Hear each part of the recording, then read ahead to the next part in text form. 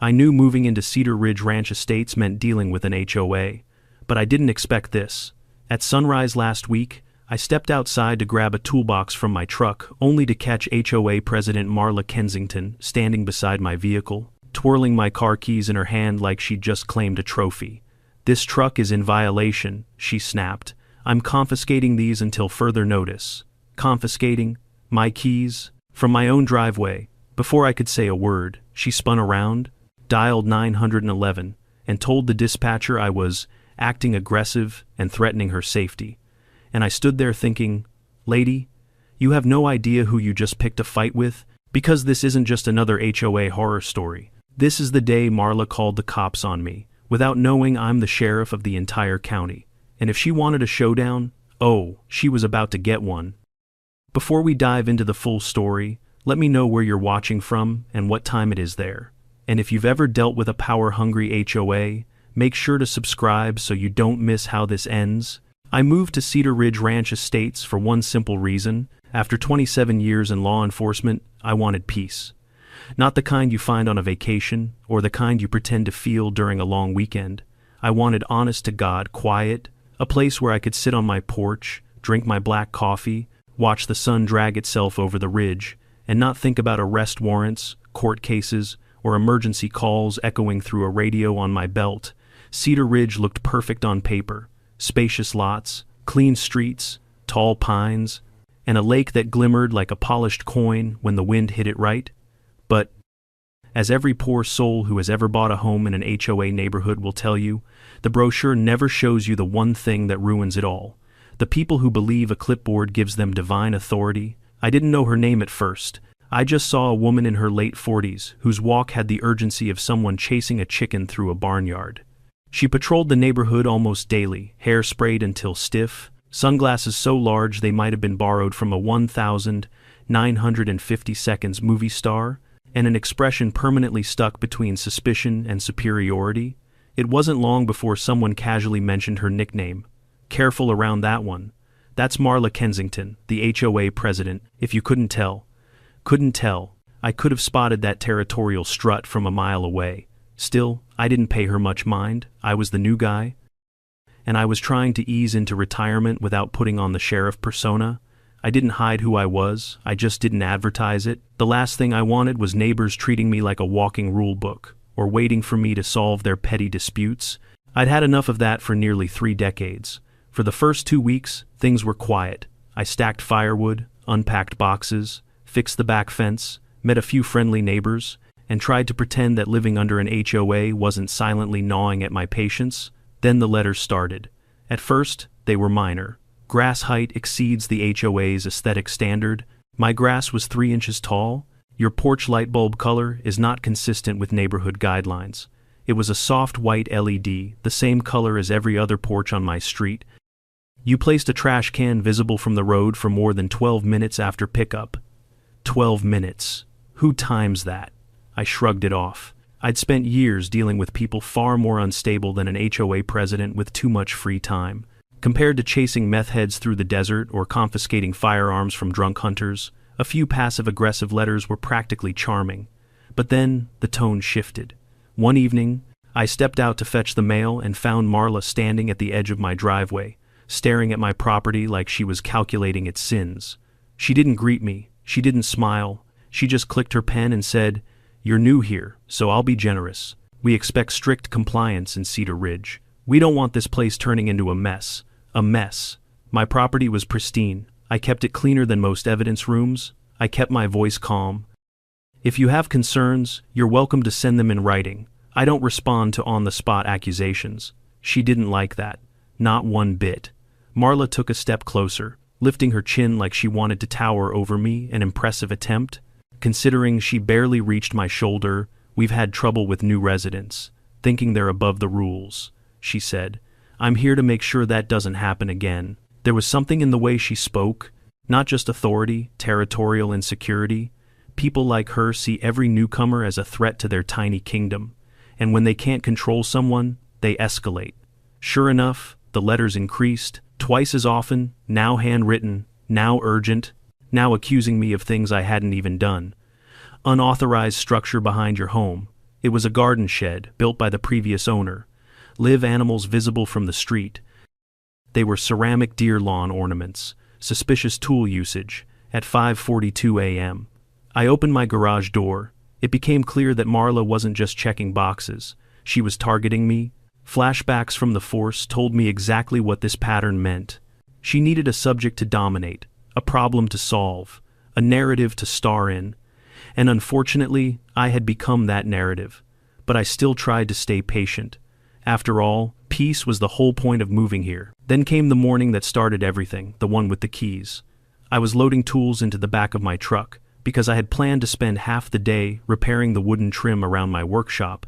I'd set my keys on the hood for all of 5 seconds, while securing a power drill in place when I heard rapid footsteps behind me, sharp, determined, territorial. There she was, clipboard in hand, eyes shining with the thrill of imaginary authority. "Clay," she said sharply, "your truck is parked incorrectly." I looked down the driveway, tires perfectly straight, not touching the road, not blocking anyone, sunlight glinting off the freshly washed paint. "Incorrect how?"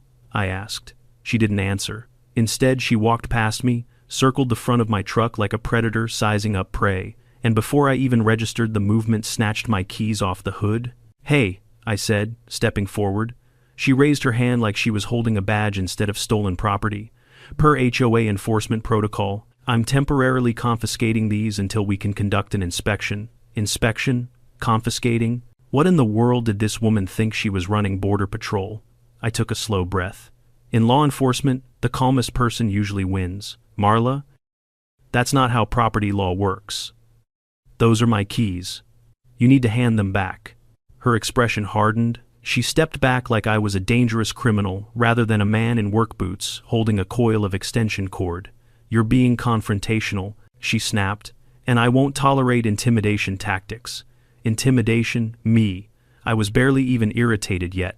"Give me my keys," I repeated, firmly but not loudly. She clutched them to her chest. "I will not be threatened in my own neighborhood." Then, with the dramatic flair of someone performing for an invisible audience, she pulled out her phone and dialed 911. "This part you already know," she lied through her teeth to the operator. "Aggressive male. Threatening behavior. Possible attempt to take HOA property. HOA property. My truck keys. Lord above, give me strength." But even then, I stayed calm. What she didn't know was that I'd started recording the moment she laid hands on my keys. Years of experience had trained me. When someone starts acting irrational, documentation becomes your best friend. As she performed her frantic, award-worthy dispatch call, neighbors began peeking through blinds, stepping onto porches, whispering among themselves. HOA drama spreads faster than wildfire in August. The sirens came next, fast, loud, and growing louder, and I stood there with my hands in my pockets, watching Marla puff up with confidence like she believed a SWAT team was about to march up and crown her queen. She had no idea what she'd unleashed. What was about to happen would shake Cedar Ridge to its core and end her reign in ways she never saw coming. I've seen people lose their composure before: angry drunks, stubborn ranchers, teenagers trying too hard to look tough. But there was something uniquely chaotic about watching a suburban HOA president try to wield authority she didn't actually possess. Marla stood at the end of my driveway, clutching my truck keys like she'd taken down a wanted fugitive, pacing in short little steps as she prepared her story for the arriving officers. If she'd had a podium, she probably would have held a press conference. I leaned against my truck and waited. Patience is an underrated weapon.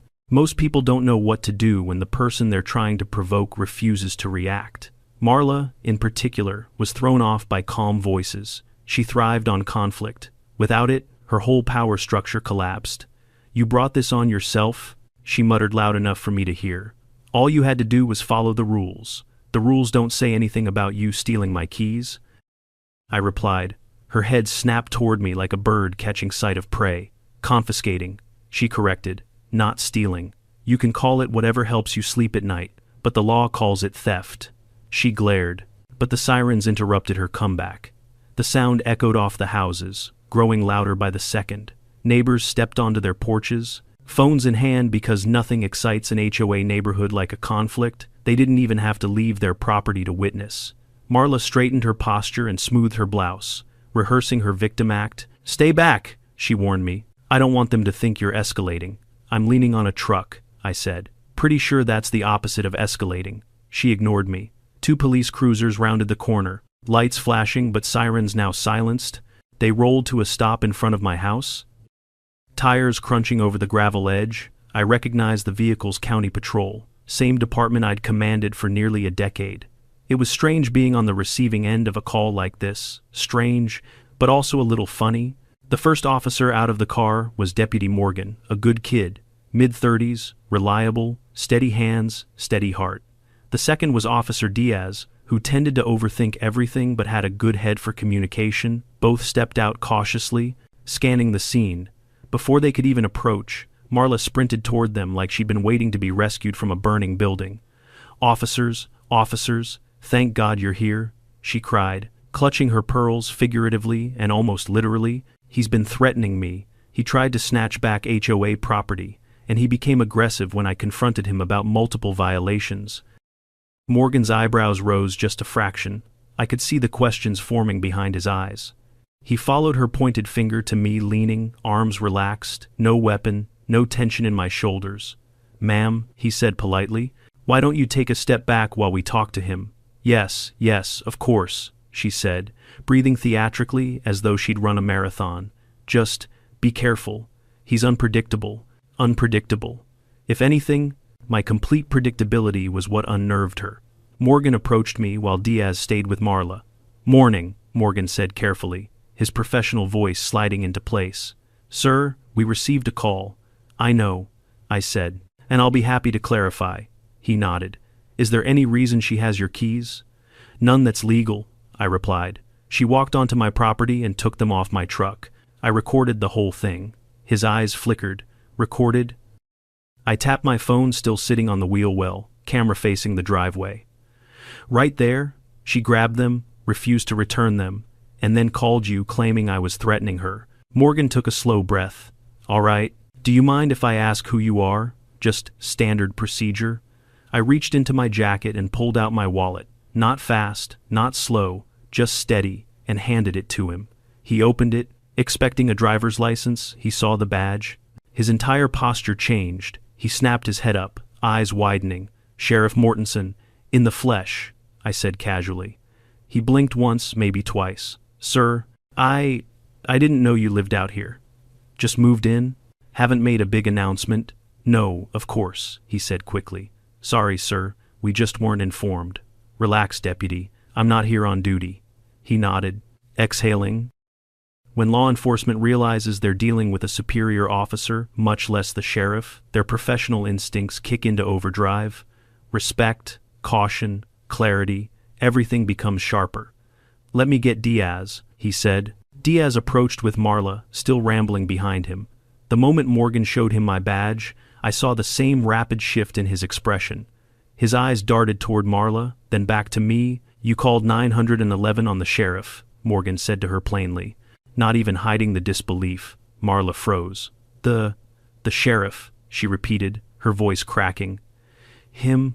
No, that's impossible. He didn't say he never told." "I didn't realize we were required to," I said calmly. "And even if I weren't sheriff, taking someone's property and lying to 911 is still a crime." But, he was being confrontational," she insisted. "I was doing my duty as HOA president." "You don't understand, we have a system rules order." Diaz lifted his hand. "Ma'am, we understand HOA procedures, but they don't override the law. You can't take someone's keys. You can't file a false report. You can't escalate a situation like this." "I didn't file a false report," she snapped, desperate now. I felt threatened. Morgan turned toward me. "Sheriff, did you at any point raise your voice, move toward her aggressively, or give any indication of threat?" "No," I said simply. "He's lying," she shouted. Morgan looked at the still recording phone on my truck. "Ma'am, the video will verify." Her face drained of color. I pressed stop and handed the phone to Diaz. He watched the footage silently. The theft, the accusations, the 911 performance. The more he watched, the tighter his jaw became. Finally, he said, "Ma'am, this is very clearly not what you told dispatch." She started to shake. I'm the HOA president. I was just doing my duty." "Your duty," Morgan said slowly. Doesn't include stealing personal property, fabricating stories, or misusing emergency services. I didn't misuse anything, she protested. I felt unsafe. I have every right to feel unsafe. You have the right to feel however you want, I said, but you don't have the right to weaponize the police to enforce your HOA fantasies. Her mouth opened, closed, opened again. No words came out. Diaz stepped forward. Ma'am, by law, what you did is classified as theft and false reporting. Those are arrestable offenses. Her eyes bulged. Arrest? Arrest? You're not… No, you cannot arrest me. I'm the HOA president, Morgan sighed. That's not a legal position, ma'am. She looked from him to Diaz to me, panicking as the reality sank in. Her little kingdom, the one built on fear, intimidation, and printed HOA bylaws, was collapsing right in front of her, and there was nothing she could do to stop it. I didn't mean for any of this to happen, she whispered. I was just keeping the neighborhood safe. You were keeping it under your thumb, I corrected. There's a difference. Morgan looked at me, waiting. Sheriff, how would you like to proceed? The question hung in the air like a loaded weapon, and every eye in the neighborhood was locked on me. There's a moment in every confrontation where time seems to pause, where every moving piece freezes just long enough for the truth to hover above it all, waiting to see what happens next. That's exactly what it felt like, standing in my driveway, a half circle of neighbors watching, 2 deputies awaiting my decision, and an HOA president trembling like the whole world had finally called her bluff. Morgan's question lingered in the air. Sheriff, how would you like to proceed? It was a question loaded with more than legal weight. It held the weight of the neighborhood, the weight of authority, the weight of every resentment that had been simmering quietly behind HOA fences and manicured hedges, and it held the weight of one woman desperately clinging to a power she never should have had in the first place. I took a slow breath and studied Marla. She was hunched, clutching her clipboard like a life raft, her eyes darting between me and the deputies. Moments ago, she had stormed up my driveway like she owned the place, barking orders and enacting penalties as if she were leading a military operation. Now, she looked like a schoolchild caught with a hand in the teacher's desk drawer. Sheriff? She tried again, her voice cracking. I didn't mean this is all a misunderstanding, a big misunderstanding. You took my keys, I said evenly. You accused me of crimes that didn't happen, and then you weaponized emergency services to enforce your own bogus authority? She shook her head vigorously. I have authority.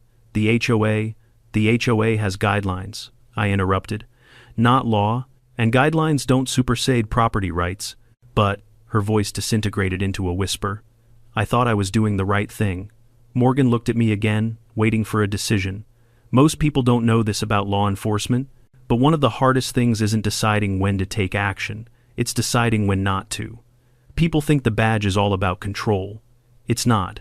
It's about restraint, about judgment, about knowing which actions will create safety, and which ones will simply pour gasoline on an already burning fire. Right now, arresting Marla would have been the gasoline. She was guilty, no question, theft, false reporting, misuse of 911, but the fallout would be monumental. News vans, neighborhood division, lawsuits, a full-on HOA meltdown, and beneath all that, a community where resentment would fester like mold. I wasn't here to destroy Cedar Ridge. I wanted to fix it. Deputy, I said calmly, let's start by getting my keys back. Morgan nodded and turned to Marla. Ma'am, hand over the keys. Marla blinked like she'd forgotten she still held them. Slowly, reluctantly, she opened her shaking hand. The metal jingled weakly as she let them fall into Morgan's palm. He walked them over and placed them into my hand with the same ceremony as returning a badge or a folded flag. Thank you, I said. Neighbors murmured. Some relieved, some disappointed, likely hoping for a full-blown arrest. HOA drama is currency in places like this, and a president being hauled away in handcuffs would have been a jackpot. But I wasn't done yet. I stepped closer to Marla, not threateningly, just enough to make sure she heard every word. You mishandled this situation from the start, I said. You escalated where you should have communicated. You took what wasn't yours. You lied to law enforcement. She stared at the ground. And worst of all, I added, you've been running this HOA like a dictatorship instead of a community. There it was, the truth, raw, undeniable. Several neighbors murmured in agreement. I saw heads nodding, saw relief in some faces, saw tension draining from others as though they'd been waiting years for anyone to call out what they'd been too afraid to say. Marla looked around, suddenly realizing she no longer had the room behind her. The community that once cowered under her rules now viewed her as the problem, not the solution. I was trying to help, she whispered. I didn't want the neighborhood to what? I asked. To exist without you commanding every inch of it. Her jaw tightened. I enforced the standards. Without me, everything falls apart. No, I corrected gently.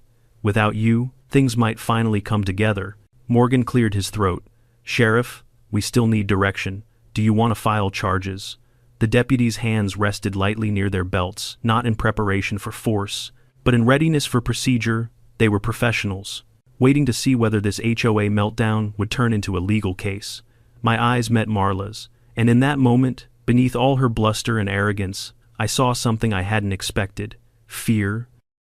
Not fear of me, not fear of the deputies, but fear of losing the only identity she'd managed to build for herself. HOA president, enforcer, gatekeeper, take that away, and what was left? A lonely woman who needed control because she had none in her own life. I sighed. I'm not pressing charges. Several neighbors gasped. Marla's shoulders sagged in relief so hard it looked like her spine melted. But, I continued, this isn't over? Her head snapped up again. I expect the HOA board to convene a meeting within the week, I said. We're going to discuss boundaries of authority, procedural oversight, community respect, and perhaps most importantly, leadership. Whispers rippled through the audience. Marla's eyes widened. You can't remove me. I'm not removing you, I said. I'm letting the community decide whether they want you in charge. That hit harder than handcuffs. A criminal charge is a legal matter, but a vote of no confidence. That's personal, that's permanent, that's fair. Morgan said softly, echoing the crowd's sentiment. This neighborhood deserves better, I continued. Not stricter rules, not more punishments, better communication, better transparency, better respect. My voice wasn't raised, but it didn't need to be. Authority doesn't come from volume. It comes from certainty. For now, I added, I want this documented as a formal warning, and I want dispatch notified that the original report was inaccurate. We'll take care of that, Diaz said. Absolutely. Sheriff. Marla clasped her hands, trembling. I didn't mean to lie, I thought. You thought you could get away with it, I finished. And if I weren't the sheriff, you probably would've. Her lip quivered. She didn't argue. Couldn't argue. The truth was etched clearly in every witness's face. As the deputies finalized their notes, the small crowd slowly began drifting away. Some shot me grateful looks, some clapped me on the shoulder, a few muttered things under their breath about finally putting that woman in her place. Even the kids on bikes who had pedaled up to watch looked at me like I'd just won a small-town wrestling match. But Marla didn't move. She stayed rooted to the pavement long after the officers stepped back to their cruisers. Finally, she spoke, her voice barely audible. Are you going to come after the HOA now? No, I said, but I am going to fix it. How? By reminding this neighborhood that an HOA is supposed to serve the community, not the other way around. She swallowed hard. People need rules. People need respect. I corrected. Rules without respect become abuse, and you've crossed that line more than once. Her eyes glistened, not with anger this time, but something closer to realization. I don't know how to fix this, she whispered. That's why there's a community, I said. You've forgotten that part. The deputies wrapped up their formalities, nodded to me, and headed back to their cruisers. As their engines faded down the street, a stillness settled over the neighborhood again. But it wasn't peaceful. It was the stillness that comes just before a storm breaks open. The HOA had just been shaken to its foundation, and everyone knew the next meeting was going to change everything. As the deputies pulled away, leaving just the faint rumble of their engines behind, I stood there at the end of my driveway, with Marla still clutching her clipboard, like it could shield her from the fallout she'd brought on herself. The morning sun hung high enough to cast sharp shadows across the pavement, but somehow it felt colder than it should have. The kind of cold that settles in when someone finally realizes they're no longer in charge. I didn't rush inside. I didn't slam my door or make any dramatic exits. I simply picked up the tool I'd been loading into my truck earlier, set it in the bed, and leaned against the tailgate. I wanted her to feel the weight of the moment, not through threats or shouting, just through reality settling in. "You didn't have to call them," I said quietly. She blinked, startled that I was still talking to her. I thought you'd listen if the police came. I thought you'd understand the seriousness of the HOA's authority." I couldn't help the small laugh that escaped me, more disbelief than amusement. "Marla, you called law enforcement on the county sheriff because I parked my truck in my own driveway?" Her cheeks flushed a deep crimson. Not anger, embarrassment, something she didn't feel often. "I didn't know who you were," she muttered. "That's the problem," I said. "You didn't care who I was. You just needed to be in control." She clutched her clipboard tighter. "It's not about control, it's about order." "No," I corrected. "It's about power. And you're used to people being too intimidated or too indifferent to challenge you." Her eyes darted toward the houses across from mine. Several blinds shifted as neighbors continued spying through narrow openings.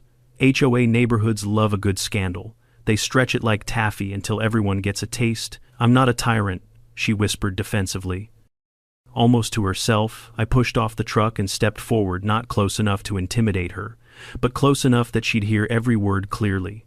"You may not think you are," I said, "but what you did today, that was beyond enforcing neighborhood standards. That was harassment." Her breath hitched. Whether it was shame or denial, I couldn't tell. I reached into my pocket and pulled out my badge, turning it over in my hand. The metal caught the sunlight the same way it had earlier when I revealed it to the deputies. "If I were just another homeowner, you'd have let them haul me off in cuffs, wouldn't you?" She looked down. I don't know." "You do know," I said gently but firmly. "You made a decision based on ego, not safety." She didn't argue, didn't deny it. She was unraveling now, not because she'd been caught, but because she was being forced to confront a truth she'd buried under years of self-appointed authority. "Marla," I continued, "do you understand how serious a false emergency call is? If the deputies had come in expecting violence, they could have drawn their weapons, someone could have gotten hurt." That landed hard. Her shoulders tightened. "I didn't think of that. You should have." Silence stretched between us for a long moment, the kind of silence that isn't empty, but full of consequences, full of realizations, full of the uncomfortable truth that everything she built from HOA rulebooks was now collapsing around her. Finally, she looked up. "What happens now?" "That depends on you," I said, "but you need to be ready for accountability." She swallowed, her throat visibly tight. "You're calling a community meeting." "I am," I admitted. "And I'm going to present what happened factually, without embellishment. Then I'm going to propose reforms to keep this HOA from turning into a petty dictatorship." Her grip on the clipboard slackened. "They'll remove me," she whispered. "They'll vote," I corrected. "What they decide is up to them." The clipboard slipped from her hands and clattered against the asphalt. Papers fanned out across the pavement, violation notices, warning slips, checklists, her entire arsenal, spilled and exposed for what it really was. Paper shields, for someone who never understood real authority. Marla sank to her knees to collect them, but her hands shook so violently that she could barely grip the sheets. I crouched down, gathering a few pages and stacking them neatly. "You know," I said softly, "most HOAs have presidents who work with the community, not against it." She hesitated, then asked in a trembling voice, "Do you think I can fix this?" I paused because the truth deserved careful consideration. "I think you can change, but fixing this, that's up to whether the community still trusts you." She flinched at the word trust. It was a currency she'd spent recklessly for years, and now her account was overdrawn. A few neighbors had drifted closer now, under the guise of checking their mail or adjusting yard decorations. But really, they wanted to know exactly what would happen next. Word spreads fast in Cedar Ridge, and by lunchtime everyone would know the sheriff had moved in and that the HOA president had crossed the wrong man. I didn't want her to break down in front of the entire neighborhood, so I stood and offered her a hand. "Come on, let's get out of the middle of the street." She stared at my hand as if it were a foreign object. Finally, she accepted it and rose unsteadily to her feet. Her eyes shimmered but didn't spill tears. Marla wasn't the crying type. Showing vulnerability wasn't part of her brand. "You didn't have to help me," she said quietly. "People make mistakes," I replied. "It's what you do after the mistake that matters." She wiped her palms on her skirt. "What should I do?" "For now," I said. "Go home. Think, reflect, be honest with yourself and with the neighborhood. She nodded but didn't move. She lingered there like a ghost trapped between two worlds, the one where she held all the power and the one where she was finally held accountable. I know the community meeting scares you, I added, but it's a chance to start fixing the damage. She closed her eyes briefly. I don't know if they'll listen to me anymore. Then you listen to them, I said. That's how leadership works. We can 'em. Marla finally turned toward her home, head bowed, steps slow, spirit shaken. For the first time since moving to Cedar Ridge, she didn't walk with authority. She walked with humility, or at least the beginnings of it. I watched until she disappeared behind her front door, then let out a long breath I hadn't realized I was holding. The neighborhood exhaled too. A man watering his lawn across the street gave me a thumbs up. A woman walking her dog mouthed, "Thank you." Even the teenagers on their bikes, who usually looked bored out of their minds, gave me nods of approval. I didn't acknowledge them right away. My mind was already racing ahead. The deputies were gone. Marla was shaken. The neighbors were buzzing. But the real showdown, that was coming at the HOA meeting. Because exposing the abuse was one thing, fixing the system that allowed it, that was an entirely different battle. And I wasn't about to back down from it. I didn't expect the neighborhood to react as fast as it did. By the afternoon, word had spread through Cedar Ridge Ranch estates, like wildfire burning through every cul-de-sac, over every backyard fence, and straight into the group chats that everyone pretended they weren't a part of. You could practically feel the electricity in the air. People walked a little quicker. Porches had more spectators than usual. Even the dogs seemed to sense something dramatic had occurred. It didn't take long before the messages started arriving. First, a handwritten note slipped under my door. "Thank you for standing up to her." Someone finally did. Then, a text message from a neighbor I'd only waved to twice. "Sheriff sir, I think it's time we talk about replacing the board." By the time the sun dipped low behind the ridge, I had 10 emails, 4 texts, and 2 homemade desserts delivered to my porch, apparently in HOA neighborhoods. Sweets were a diplomatic gesture. It would have been flattering if the whole situation weren't such a mess. But while the neighbors buzzed with excitement, one person wasn't celebrating at all: Marla. She hadn't left her house once since trudging inside after our confrontation. Curtains drawn, porch light off, an event so rare for her that it became its own rumor. People whispered that she was curled on the couch in shame. Others believed she was drafting a 40-page legal defense. One man swore she'd left town entirely. They were all wrong. At about 8 that evening, there was a knock at my door, hesitant, uneven, completely unlike the sharp, commanding taps she normally used when delivering violation notices. I opened it to find Marla standing on my porch, wringing her hands, her once starched blouse wrinkled like she'd been clutching it all day. "May I come in?" she asked. The request surprised me. She was the type who preferred home turf, her office, her porch, the HOA clubhouse. The fact that she'd come here meant she was more rattled than I thought. I stepped aside and let her in. She walked slowly, like someone navigating unfamiliar terrain. "Water," I offered. She shook her head. "No, I won't stay long." She stood in the center of the living room, staring at the floor as though searching for answers in the grain of the wood.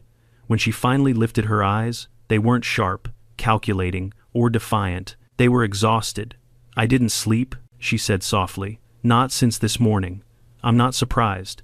I've handled HOA disputes for 8 years," she continued, "and I've never felt this out of control." I folded my arms. "That's because most people don't push back," she sighed. "I know. But I thought I was helping, keeping the neighborhood clean, organized, safe." "Safe," I echoed. "Marla, you called 911 on someone for loading tools into a truck. How is that safety?" Her face tightened. "I thought you were hostile." "No," I corrected. "You thought you could intimidate me." She didn't deny it. Instead, she sank onto the edge of a chair, her fingers twisting together. "Do you want to know something?" she asked quietly.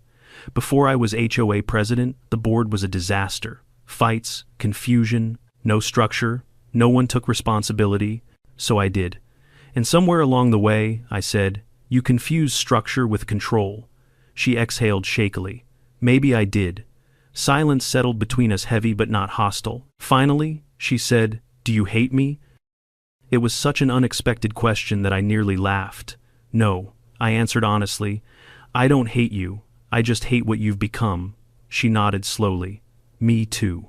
For a moment, I saw a different version of her, not the clipboard tyrant, not the HOA warlord, but a tired woman who'd built a tower so high she couldn't climb down without falling. I know tomorrow's meeting will be ugly, she said. They'll want me removed. They might, I agreed. And you'll support that, won't you? I'll support whatever keeps this neighborhood functioning, I said. But I'm not here to punish you. I just want fairness. She rubbed her forehead. You could have pressed charges. I know. You could have destroyed me, she whispered. I didn't want to, I replied. You can still fix things, Marla. Her breath caught. Do you really think that's possible? Only if you stop hiding behind rules, I said, and start being honest with the community and yourself. She swallowed hard and stood. Thank you. For not making today worse. I opened the door for her. She stepped onto the porch, paused, and looked back with an expression stripped raw of all pretense. I'll be at the meeting, she said, and I'll listen.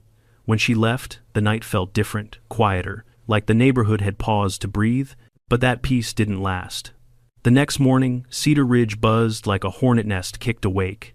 People walked dogs in packs just to talk about the meeting. Neighbors who hadn't spoken in years suddenly reunited, bonded by mutual outrage. Some wanted Marla fired, others wanted her publicly shamed, others just wanted the HOA system dismantled entirely. By noon, someone taped flyers to mailboxes. Community meeting tonight, attendance highly recommended. Underneath in bold handwritten letters, the sheriff will be there, great. Exactly what I wanted, celebrity status, in a town where the homeowners association acted like parliament. That evening, the clubhouse was overflowing. People spilled into the hallway, stood pressed along the walls, even clustered outside the windows where they could peek in. The room crackled with anticipation, like a courtroom waiting for a guilty verdict. As I stepped inside, whispers rolled through the room like wind through dry grass. That's him, the sheriff. He stood up to Marla. Finally, someone did. The board members sat stiffly at the front table, all except one chair, Marla's, empty. Then, minutes before the meeting began, the door opened quietly. Marla slipped in, but she wasn't dressed in her usual polished, authoritative style. No blazer, no towering heels, no booklet of violations. She wore a simple cardigan and held no clipboard, walking not with command, but humility. The room murmured in shock. She approached the front and took her seat without saying a word. The board president, a timid man named Howard, who had somehow kept his position by saying as little as humanly possible, stood and cleared his throat. We're here to address concerns raised after an incident yesterday involving our HOA president and one of our homeowners. A wave of tension rippled through the room. Howard gestured to me. Sheriff Mortensen, would you please explain what happened? I stepped forward, not with anger, not with theatrics, but with calm precision. I recounted every detail, the keys, the call, the lies, the deputy's response. Not once did I embellish or dramatize. I let the facts do the talking. The room reacted with gasps, mutters, head shakes. Some people glared at Marla, others looked shocked, even betrayed. When I finished, I stepped back. Howard turned to Marla. Would you like to respond? Every eye in the room locked onto her. She stood slowly, hands trembling, voice barely above a whisper. I was wrong. The room froze. I abused my position. I acted out of fear of losing control, and I hurt someone who didn't deserve it. Not a single person moved. Even the air seemed to stop. I forgot what the HOA is supposed to be. Neighbors helping neighbors, not authority over neighbors. I lost perspective. And I'm sorry, truly. For the first time since moving to Cedar Ridge, I believed her. But apology or not, consequences still needed to be addressed. Howard cleared his throat again. We will now open the floor for discussion. Voices erupted instantly. Remove her. She should step down. Keep her, she admitted her mistakes. Reform the board. No more power trips. The clubhouse turned into organized chaos, but all of it continued to orbit the same truth. Everything had changed. This wasn't just about the keys. It was about leadership, authority, community, and whether Cedar Ridge was a prison or a home. When the crowd finally settled, the board prepared to vote, and I knew whatever happened next would define Cedar Ridge for years. The room simmered with tension as the board prepared for the vote. People leaned forward in their chairs, exchanging glances that ranged from eager to anxious. The mix of resentment, curiosity, and expectancy was almost palpable, as if the entire neighborhood had been waiting years for this exact moment, but never imagined it would actually come. Howard shuffled a stack of papers he clearly didn't need. His fingers trembling ever so slightly, he looked like a man wishing someone else would take over, as if hoping a lightning bolt might strike the clubhouse and cancel the meeting altogether. "Before we vote," he stammered, Does anyone else have something to say?" A few hands shot up immediately, but, before he could call on anyone, I stepped forward once more, not because I wanted to influence the vote, but because the room needed grounding. A few whispers fell silent, a few chairs shifted, the air tightened. I spoke calmly, making sure my voice carried without force. "I know emotions are high. What happened was serious, and there needs to be accountability, but I want to remind everyone why we're here." Eyes lifted toward me, even the ones that had been staring daggers at the back of Marla's head. "We're not here to punish a person," I said. "We're here to fix a system that let things get this bad." A few heads nodded, a few arms crossed defensively. That was fine. Change takes time. We all bought homes here because we wanted peace, safety, and a sense of community. None of us came here to wage war over porch lights, grass height, or parking angles. A ripple of uncomfortable chuckles moved through the crowd. "We want fairness," I continued. "Transparency, respect, not fear of violations, of retaliation, of being singled out." More nods now, stronger ones. "And yes," I added, "the HOA president overstepped, significantly, but removing a leader isn't the same as fixing an organization. If we don't address the structure, this will happen again with someone else sitting in that chair." That hit a nerve. I could see it. People shifted in their seats, murmuring to one another. "Reform," I said, "has to be more than a firing. It needs to be a reset." Howard cleared his throat nervously. "Sheriff, are you suggesting changes to the bylaws?" "I'm suggesting changes to everything," I said plainly. "Checks and balances, clear boundaries, clarity on what authority the HOA actually has and what it does not." The murmuring grew louder now, energized. "And most importantly," I added, turning toward Marla, "leadership that listens." Her eyes glistened, not with fear this time, but with something closer to acceptance. I stepped back. Howard exhaled. "All right, the board will now vote." He explained the process: simple majority, confidential ballots, counted publicly. One by one, the board members marked their papers and deposited them in a small wooden box that looked like it had been used for everything from raffle tickets to Christmas cookie drawings. As the final vote slipped into the box, the room held its breath. Howard opened the container, removed the slips, and began reading. His voice trembled on the first name: "Remove." The room stirred. Second slip: "Remove." Faint gasps, a few whispers, a tight grip on my shoulder from someone behind me. Third slip: "Retain." A murmur of surprise. Fourth slip: "Remove." Now the tension was suffocating. Only one vote left. Howard held the final slip delicately, as though touching it might burn him. He unfolded it slowly, too slowly. "Remove." The room erupted, not with cheers, not with screaming, but with a complex, layered explosion of emotions: relief, shock, vindication, sympathy, certainty. Marla was no longer HOA president. Her face went pale, her hands gripped the table as if trying to steady herself. For a moment, I thought she might fall, but she didn't. She stayed upright, barely, but upright nonetheless. Howard cleared his throat. "The position of president is now vacant, effective immediately."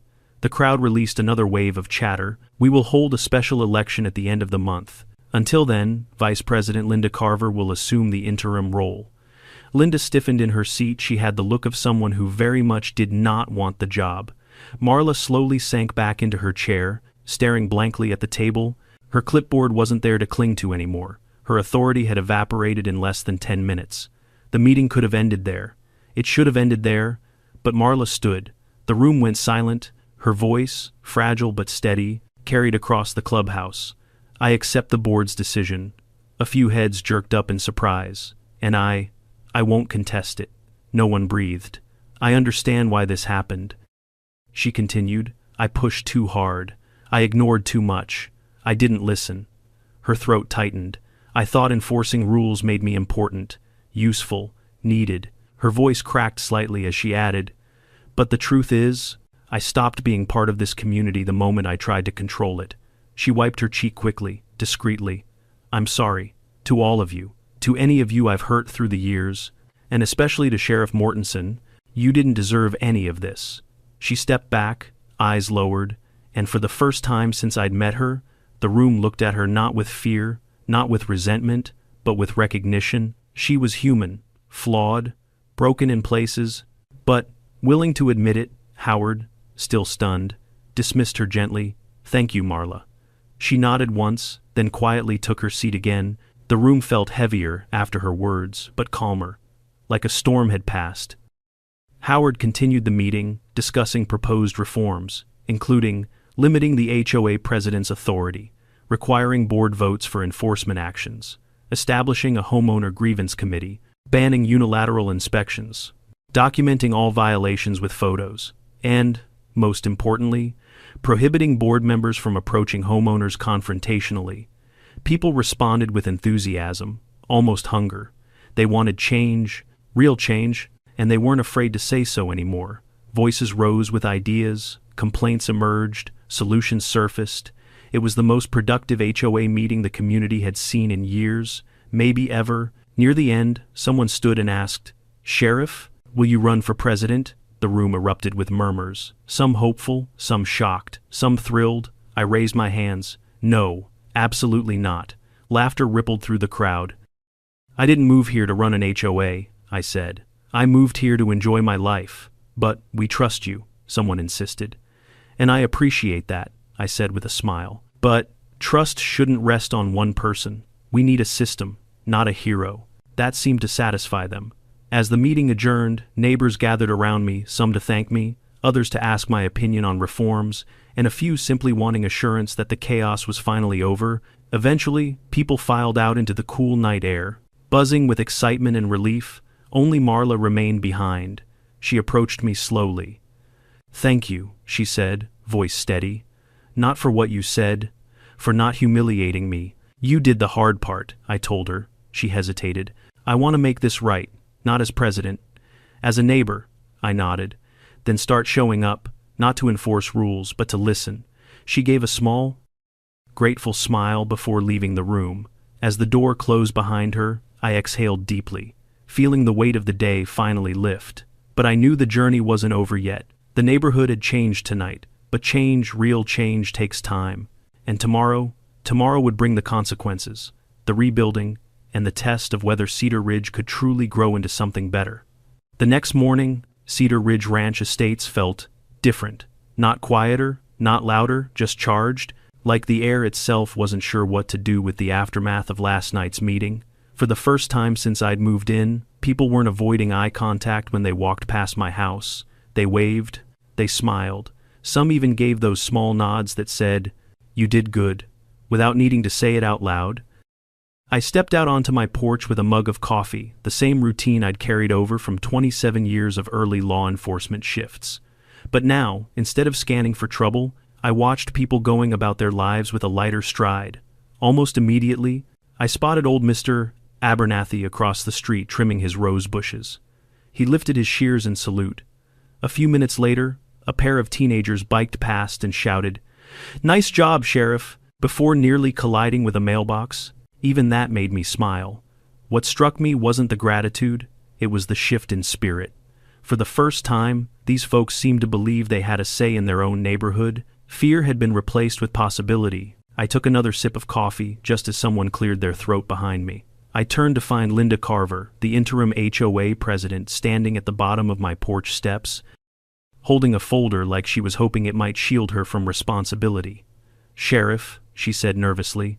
"Linda," I greeted. "What brings you by?" She climbed the steps, careful not to spill the papers inside the folder.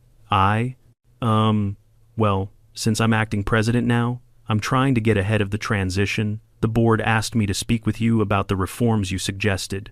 I motioned for her to sit. "I'm happy to help. But remember, you're the one leading the HOA now. Trust yourself." She sat stiffly.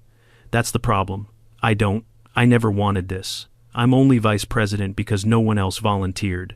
And honestly, after watching Marla, well, I don't want to end up like that." I leaned back and studied her. Linda was the opposite of Marla in every way, soft-spoken, thoughtful, almost apologetically polite. It was clear she'd spent years letting the stronger personalities push her into the background. "You won't turn into her," I said. "As long as you lead with humility, you'll be fine." She opened the folder. "These are the proposals the board drafted last night. I'd appreciate your thoughts." I skimmed the list, everything from enforcement limits to a new conflict resolution committee, to a requirement that all violations include photographic evidence and board approval, not just one person's interpretation. "Looks good," I said. "You're giving power back to the community." "That's the plan," she said. "We want to prevent, well, what happened yesterday." "That's all anyone can ask." She hesitated before adding, "Do you think people will accept me as interim president only if you stop asking permission to lead?" I said. "Authority doesn't come from confidence. It comes from consistency." She thought about that for a long moment, then nodded. "Thank you, Sheriff, for everything." Before she left, she added softly, "And thank you for not tearing Marla apart publicly. It meant more than you know." When she was gone, I found myself staring down the driveway where Marla had stood just a day earlier, clutching my keys like she owned my entire life. It was hard to believe how quickly things had shifted, how a position that once seemed unshakable had collapsed under its own weight. But that's the thing about power. When it's built on fear, it falls apart. The second fear disappears. I decided to take a walk around the neighborhood, not as sheriff, just as a man getting to know his community. As I strolled past manicured lawns and quiet cul-de-sacs, people stopped me to say thank you or share grievances they'd kept bottled up for years. Stories of petty violations, meaningless fines, intimidation tactics, things they'd never dared to voice. "You think things will get better now?" one woman asked as she weeded her flower bed. "They already are," I said. "You're speaking up." Then, in the distance, I spotted Marla sitting on her porch. She wasn't holding a clipboard. She wasn't watching the neighborhood with hawk-like intensity. She wasn't standing tall and authoritative. She was sitting quietly, almost peacefully, staring out across the yard. Part of me wanted to keep walking, not out of resentment, but out of respect for her space. But I also knew running from someone who had finally stepped into humility wouldn't help either of us grow past what happened, so I walked toward her. When she noticed me approaching, she straightened slightly, not out of defensiveness, just surprise. "Sheriff?" she said with a small, nervous smile. "Morning," I replied. "Mind if I sit?" She motioned to the empty chair beside her. "Of course." I sat, letting a few seconds of silence pass. It wasn't awkward, just thoughtful. "How are you holding up?" I asked. She exhaled. "Better than I thought, worse than I hoped." "That's honest." "I've had a lot of time to think," she said. "Last night was humbling. It needed to be." "I know." She looked down at her hands. "The truth is, the power went to my head. I thought I was the only one holding this place together. I see now I was the one tearing it apart. That insight is a good start." She chuckled lightly. "Doesn't feel good. Growth rarely does." We watched a couple walk their dog down the street in comfortable silence. "Finally," she said, "I'm going to join the reform committee." I raised an eyebrow. "Really?" "I think it's time I learn how to be part of this community instead of ruling over it." "That's a healthy decision." She smiled faintly. "You won't have to worry about me calling 911 anymore." "I wasn't worried," I said. "I just hoped you'd learn from it." She nodded. "I'm trying." As I stood to leave, she added, "Thank you, Sheriff. Not for going easy on me, but for giving me the chance to do better." "That's all anyone deserves," I replied. Walking home, I realized something important. Leadership isn't about badges or titles or authority. It's about influence, example, and the courage to hold people, including ourselves, accountable. Cedar Ridge had taken its first step toward becoming a community again, and though I had played a part in it, the real work would come from the people who called this place home. I looked around at the quiet houses, the children biking in the street, the adults chatting at the end of driveways. Cedar Ridge wasn't perfect, but it was trying, and that was enough. It felt good to belong somewhere worth fighting for. If there's anything this story taught me, it's that authority without accountability turns dangerous fast. Power, no matter how small, can blind people when they use it as a shield instead of a responsibility. But the opposite is also true. Communities can heal when people are willing to admit their mistakes and choose growth over pride. In Cedar Ridge, we didn't just fix an HOA problem, we learned a lesson about respect, empathy, and standing up when something isn't right, even if it ruffles feathers. And sometimes, all it takes is one moment of truth to remind everyone what community is supposed to be. So tell me down below, have you ever dealt with an HOA power trip or someone who let authority get to their head? Share your story and make sure you're subscribed so you don't miss the next HOA showdown coming soon.